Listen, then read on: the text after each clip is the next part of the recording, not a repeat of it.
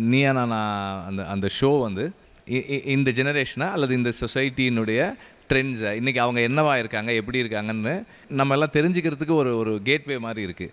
நான் வந்து நிறைய பார்ப்பேன் அதை. அண்ட் அவர் வந்து அதை எங்கேஜ் பண்ணுறது, இன்ட்ராக்ட் பண்ணுறது, எங்கே வந்து அதை ஃபன்னாக ஹேண்டில் பண்ணுமோ பண்ணுறது. சில நேரம் திட்டுறாரு அவர், அவங்கள எல்லாம் அவர் கேட்டுக்கிறாங்க. அவங்க அவர் திட்டுறதெல்லாம் கேட்குறாங்க.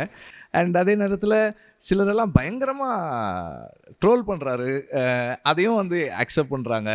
ஸோ அவர் அதை அதை எங்கே என்ன பேசணும், எப்படி சொன்னால் அது சரியாக இருக்குன்றதெல்லாம் வந்து அவ்வளவு நுட்பமாக செய்கிறாரு. I really enjoyed. அண்ட் அவர் இன்டர்வியூஸ், ரஜினி சார் ஒரு இதில் சொன்னாங்க, ஒரு 2 hours பேச வச்சிடுறாரு. அண்ட் ரொம்ப சென்சிபிளாக கொஸ்டின்ஸு அண்ட் ரொம்ப அன்அப்ட்ரூசிவாக நம்மளை பேச வைக்கிற மாதிரியான கொஸ்டின்ஸோட ரொம்ப பியூட்டிஃபுல்லாக அவர் எல்லாமே பண்ணுறாரு. I really.